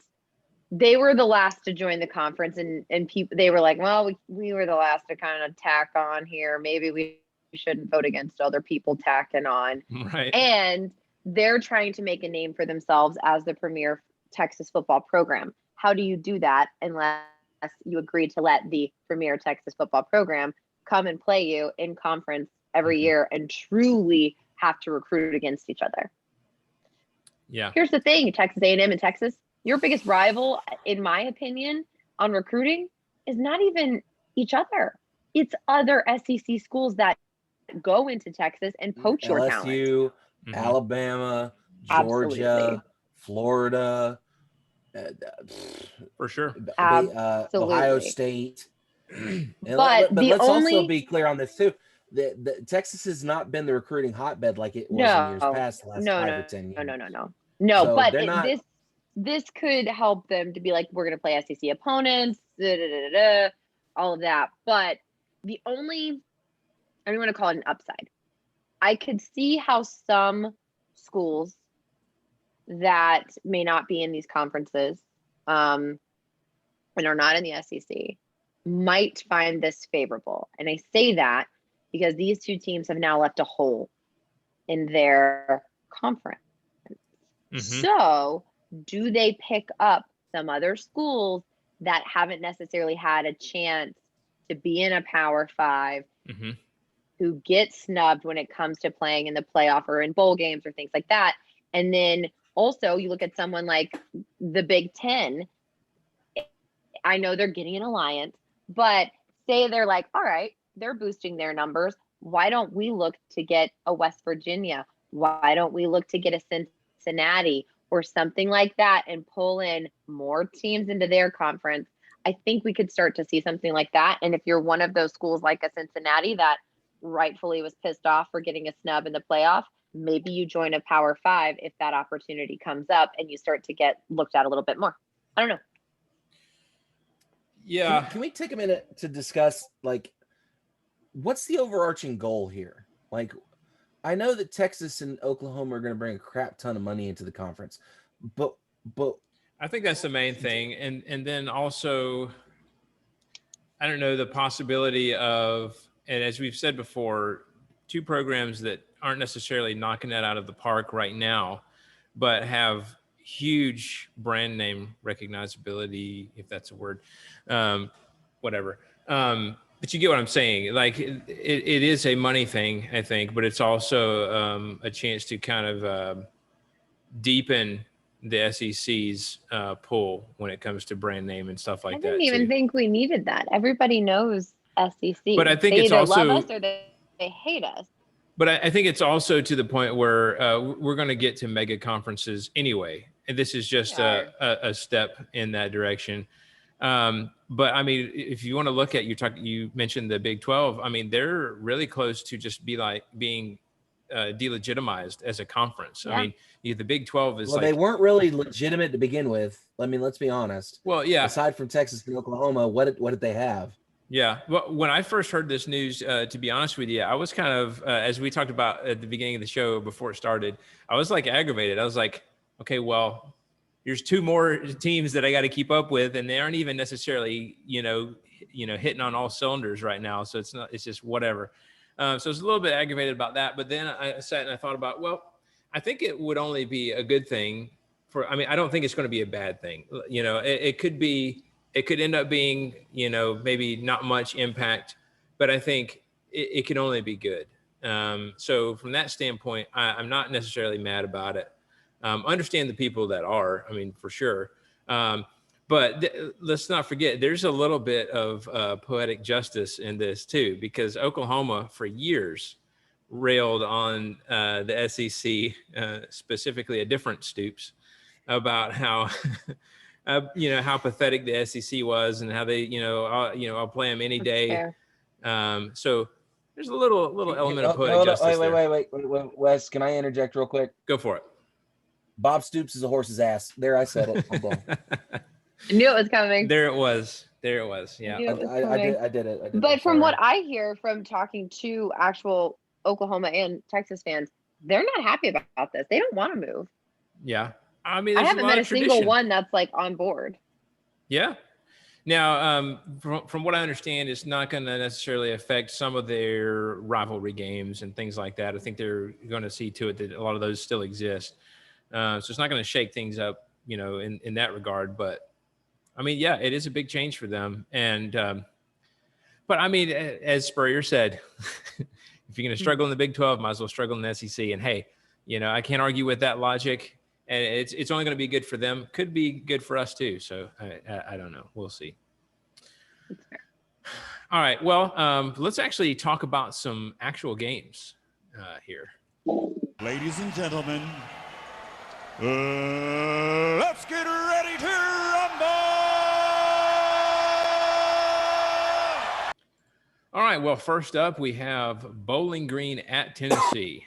And that is Thursday, September the 2nd at 8 p.m. on SEC Network. So a lot of these things. So one thing that I should say before we get started is that there's only one SEC team.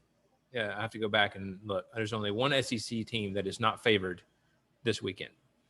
And we'll get to that one in a little bit. Anyway, so Bowling Green at Tennessee, I think this is, obviously a no-brainer. I think Tennessee is going to take care of business here. Going to be a good way to start off the season for them. I have Tennessee winning this one 47-13. Jesse? Got UT taking this one 35-14. Matt? Y'all are way too, I don't know, jazzed up about this thing. I guess more than me. Granted, the line right now is for those of you that are in the betting, the line right now is Tennessee by 35.5. I haven't seen this offense, so I have no frame of reference, but I don't recall the last time Tennessee team took care of business. It's been a while. So I'm going to be conservative here. I'm going to say Tennessee wins 28-10. All right. We got University of Louisiana Monroe at Kentucky, Saturday, September the 4th, noon on SEC Network. This is another one of those that we did not see last year because of the interconference only schedule. But we got another one of these games kind of getting back to the old ways. I have Kentucky taking care of business again, 42-13. Jesse? Didn't Terry Bradshaw or whatever his name, didn't he play at UL Monroe? I think so. Oh, I thought so. maybe. I think so. One of the Duck Dynasty guys Duck played I was for Dynasty going to us. say, guys, Phil yeah. Robertson played behind him, I believe. Yeah. Louisiana Tech. Louisiana Tech. My That's bad. it. That's My it. It was bad. one of those smaller Louisiana fair. schools. Yeah. Regardless, I'm going to take UK 35-21. Okay. Matt? Yeah, I think Kentucky's not going to struggle here. If they offensively get a shot in the arm, they can probably put some points on them. So I wrote this in the wrong spot. Hold that thought. There we go. I'm going to say UK wins this thing 38-10. All right. Moving on to Rice at Arkansas, 2 p.m. on ESPN Plus. Again, kind of more of the same, just different teams. I got Arkansas taking this one 35-16. I'll do you one better. Literally, I'll take Arkansas 35-17. Matt. We're all in the neighborhood, aren't we? I'm taking Arkansas to win this thing 35-14. Oh, nice. All right. Next, we have number 1 Alabama versus number 14 Miami. This is the Chick-fil-A kickoff game, 3:30 on ABC from the Mercedes-Benz Stadium in Atlanta, Georgia. I think. I've seen Miami recently, and I think there's some things to be positive about for them, but I don't think they got anything for Bama. I got Bama winning this one, 41-21. Jesse? I'm so excited. I'm going to take Bama 38-17. Okay, Matt? Bama's rolling here. Miami has been down for if this game had been played 10 years ago, 12 years ago, it probably would have been a different outcome. But Miami just, I don't think is going to have the chops for this. So I'm going to say Bama 45-20. Okay. All right. Speaking of Louisiana Tech, they're around here somewhere. Yeah, they're at Mississippi State, 4 p.m. on ESPNU. Again, a lot of these similar games. I've got Mississippi State winning this one 38-14. Jesse? Yeah, I'm interested to see how this offense starts clicking for them, but I'm going to take the Bulldogs 35-20. Okay, Matt? Yeah, I want Mississippi State to do well. I want Mike Leach to do well. I think this could be the start to get there. So I'm going to say Mississippi State wins this thing 42-20. Okay. All right, next is Central Michigan at Mizzou. That is 4 p.m. on SEC Network. This one a little bit closer, but still SEC team winning by a couple scores. I got Mizzou 37-24. Jesse? Yeah, I too am going to stick with the SEC winning prediction here, but I'm in the same ballpark as you. I'm going Mizzou 35-21. Okay, Matt?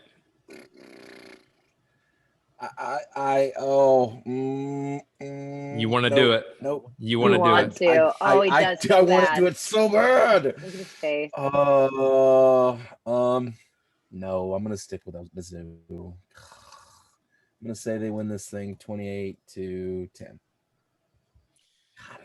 I want Central Michigan to win so bad, but it's a directional school. Directional schools don't win in the SEC.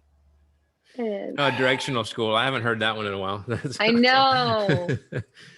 All right. Akron at Auburn, 7 p.m. on ESPN Plus. That,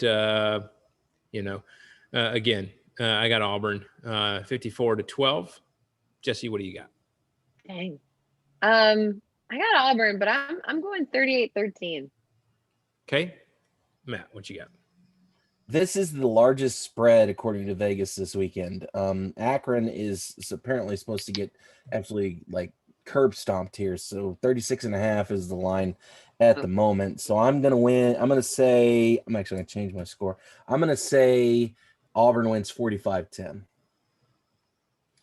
All right. Moving on to Eastern Illinois at South Carolina, 7:00 on ESPN Plus. This one, a little bit of a challenge perhaps for South Carolina, but I do think they get it done against Eastern Illinois.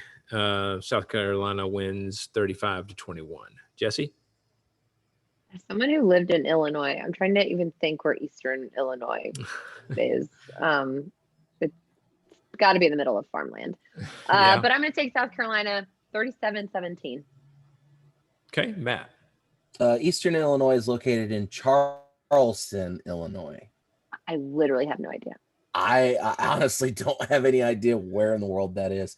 But you know what? I want to pick an upset so bad I can taste it. But it's not going to be this one. I'm not going to go against Carolina here. I'm going to say I know which one you're going to pick. I'm going to say this is going to be 28-24. I think this is going to be a close game. Okay. All right. Number 5, Georgia again versus number 3, Clemson, and this is the Duke's Mayo Classic, and that is only the best mayo. Truly, that is the only mayo you should actually buy. We are not sponsored, but that is true. Hellman's would like a word, please. But they'd be wrong. Gosh, we don't get paid for any of this anyway. I know. We should. We should. We should. That is going to be 7:30 on ABC from Bank of America Stadium in Charlotte, North Carolina. Game day. Cool. Yeah, game day is going to be there. Kirby Smart's going to be on the show. He's going to talk. So we'll see if he gives any updates on the injuries. Then, as we talk, there's several that we're still a little unsure of. Vegas is going to go with Clemson on this one, and I don't blame them. I think it's going to be close, no matter which way this game goes. Though I don't think either team is going to necessarily run the other one out of the house. So I'm going to flip that, and I'm going to go with Georgia winning 27-24. Jesse? I could see it. Like if I switched out the names for my score, I could see it either way. Mm-hmm. But as a Bama fan and just like a very selfish, petty person, I'm going to pick UGA instead of Clemson. But it's close, and I could even see this go into OT on the first game. I'm going to go UGA 28-24. Matt, you son of a gun. No, I'm just kidding. I'm sorry. Look, I got to pick an upset somewhere. It's no, that's fair. Let's be honest. That's fair. Let's be honest here. Clemson has the better pedigree over the last couple of seasons. Granted, they got rid of a lot of their talent for the draft and whatnot last year.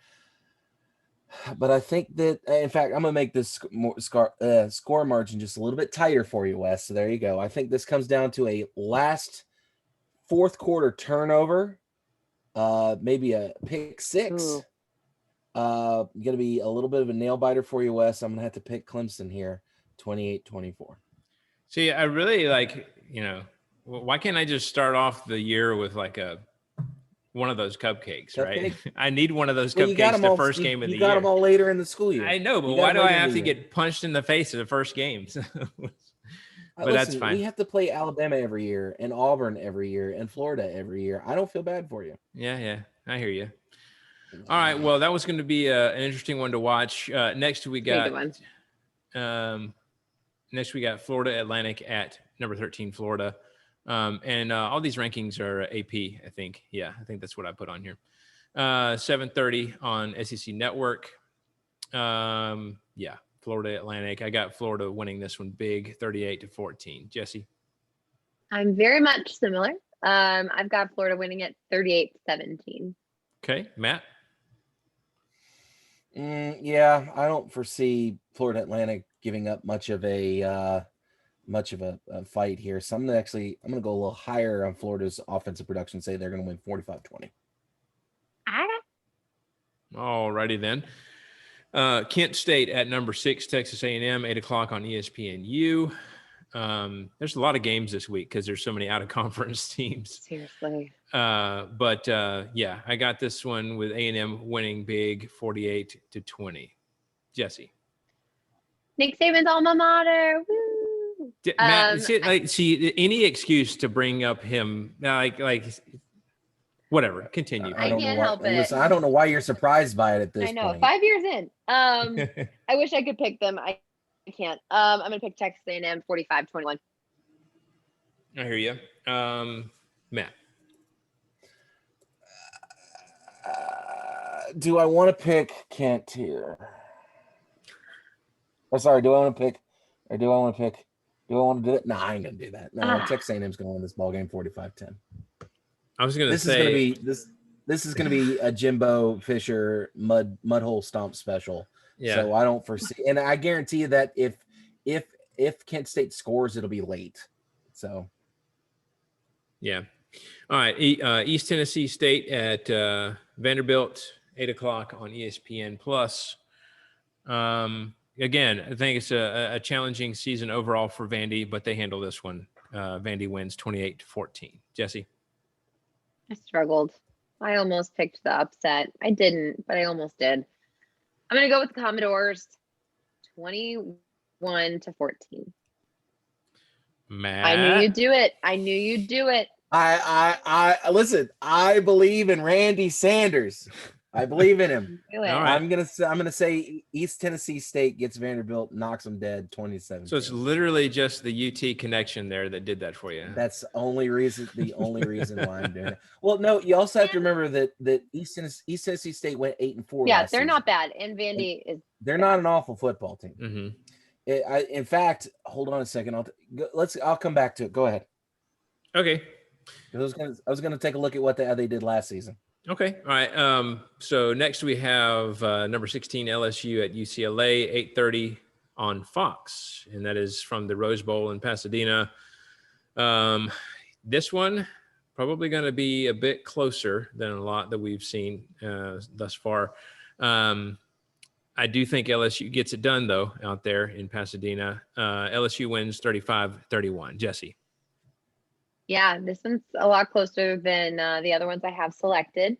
I think the Tigers get it done, but it's pretty close, 38-28. You have Matt. You have higher expectations for UCLA than I do. I don't think UCLA is going to be in this game at all. I think that LSU is going to probably get a little bit of that swagger back. I have a feeling they're going to pop them in the mouth. I'm going to say LSU wins this thing 45-10. Okay. It's a big win for LSU. Yeah. It'd be interesting to see. Like I said, not a lot of experience on offense, and the defense suspect. So we'll see. I believe in Coach O. Yeah. Well, we'll see. And then finally, I don't mean that in like a we'll see. Louisville at Ole Miss is the final game of the evening. And that is, it's not even the same day. It's on Monday, September the 6th, 8:00. I feel like we're in the NFL now. I know, right? I guess, beginning of the season celebration-ish. So 8:00 on ESPN on that Monday, the 6th. That is also at Mercedes-Benz Stadium in Atlanta. I think we're going to see a ton of points scored, a la both of these teams, really. So I do think Ole Miss is still going to retain the edge, though. I got Ole Miss 42-31. Jesse? Yeah, I think it might be close in the beginning, initially first half, but I think Ole Miss will start to pull away with it in the second half. So I'm going to go with them 38-17. Okay, Matt. Yeah. Has Louisville done anything in the last 5 years? I feel like they were a big name like 7 or 8 years ago, and then they just kind of just tanked. So, no, I don't think LSU is going to struggle here. Ole Miss is going to struggle here. So I'm going to say Ole Miss 35-21. Okay. All right. Well, that does it for the games of the first week in SEC play. And let's go ahead and get to our Just for Fun. And the question for our Just for Fun this week is, who else, speaking of bringing people into the SEC, who else should we bring into the SEC? I'll go first real quick because I really want to hear what you guys have to say on this one. But I'm going to list two teams. And this is kind of in the same vein as Texas and Oklahoma coming in. But hear me out on this one. ACC, you've got Florida State, and you've got Miami. Now, Miami doing a little bit better than Florida State. But think about it. Two teams that used to be mega powerhouses, struggling lately, FSU more than Miami, but a chance to, begin anew in the SEC and have that SEC pool of recruits to pull from, et cetera, all that stuff. So I don't know. I see what you're saying. I like those picks.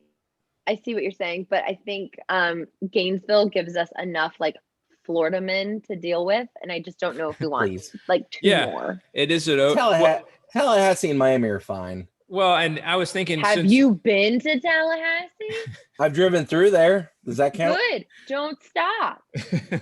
I was just thinking, we just so much hatred because y'all lost a national championship game to them at some point. No, we did not. Auburn lost the national championship to them in 2013 after we did the kick six against Auburn. Excuse me. Don't test it, Matt. Don't test it. Jimbo Fisher was coaching at that time. But Tallahassee, you get up in that like little mainland portion of Florida, it gets real weird, real fast. Yeah, that everything around I-10's kind of weird. Real weird. That part of Florida's odd. Yeah. All of Florida is odd. Oh yes. Just Google Florida man. Anyway, so I figured we're pulling these two teams from out west. Why not kind of stick with the east, southeast? Anyway, your logic is there. Whatever. So would you bring Florida State and Miami into the east and move Missouri and let's bring both to the west? West? Split them east and west. Why don't we just do the two newcomers, put them in the west, and then these two newcomers in the east? The two Florida schools in the east, the two out west, Texas and Oklahoma. Oh, I in see. In the west, it's even. Okay. Oh. Yeah, now, obviously, that's not going to be the case because we're going to have to figure out the first two first. Texas is going to have to be in the east because we already have A&M in the west. They're going to do and pods, then Oklahoma's going to do in the west, and then you would do Florida State in the west, and you would do Miami in the east. Yeah, it would be weird. Anyway, Matt, what you got? I think we need to roll the clock back a little bit, just a hair, if we're going to bring in teams. I have a couple ones I just want to play with. So 1932 is when the SEC was formed. I think that what we need to do is we need to bring back some of the original founding members. So we need to bring back Sewanee, which is a football powerhouse. Beautiful campus. I'm kidding. They haven't had a football team since 1948. Yeah. We need to bring back Tulane, which also has a football team, also a Southern team as well. And then my personal favorite would be Georgia Tech, because Georgia Tech back in the SEC would make things a little bit more interesting. I think they were originally a founding member. I'm a history nerd. I kind of want things to come back to the way they were. My fun pick is Notre Dame. And let me explain why. I want Notre Dame in the SEC just so they can be relegated to the bottom of the conference, so we never have to hear about it at Notre Dame ever again. I like that reasoning. I'm okay with that. It happens every year on national television already, but nobody seems to care. So. Let's just make it formal. They come in, they get put in the SEC East, and then they get their heads kicked in every week by pretty much everybody except Vanderbilt. And so the bottom of the conference of the SEC East standings is Vanderbilt, Notre Dame, Missouri, South Carolina, Tennessee, yada yada. All right. I'm not mad about that. I think that works. I figured you wouldn't be, Jesse. Jesse, what are yours? Mostly they don't really deal with football. So I'm going to say first, North Carolina. I think we need some more basketball help. I like that pick. Yeah. North Carolina, it makes a little bit of sense. Like they are Southern, beautiful campus, not far for travel. Really like that blue. And then also Michael Jordan would be part of our conference retroactively, because who doesn't want Michael Jordan? That definitely definitely makes sense. And then even from like, I don't know, I just think it would be fun to travel to the stadium. So I kind of just want to toss them in. West Virginia. Just for funsies. I think Just- West Virginia and Virginia Tech would be two teams that would Yeah. also do well in the Country SEC. roads, take me home. It'd just be fun to be part of the atmosphere. Be cold, but Yeah, you're right. All right, cool. Well, I like those. That was good stuff. And that actually does it for our first episode of season 5. So if you guys would like to contact us, please hit us up at pigskinsandpageantry@gmail.com for email, on Facebook at facebook.com/pigskinsandpageantry, Twitter at PPSEC Podcast, Instagram at Pigskins and Pageantry. And don't forget, we are available for download on iTunes, Stitcher, TuneIn Radio, and most other podcasting apps for iPhone, Android, and other operating systems.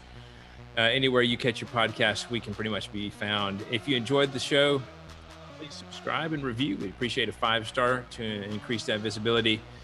We appreciate you guys listening. We're here getting another season started of the podcast and SEC football. So excited. Until next week, this is Wes. Go Dogs. I hope you guys are ready for a big bowl of statistics this season. Roll Tide. Oh, never a dull moment with you two. All right, guys, football time in Tennessee, and then the rest of the SEC. Let's see how it goes. Go Balls.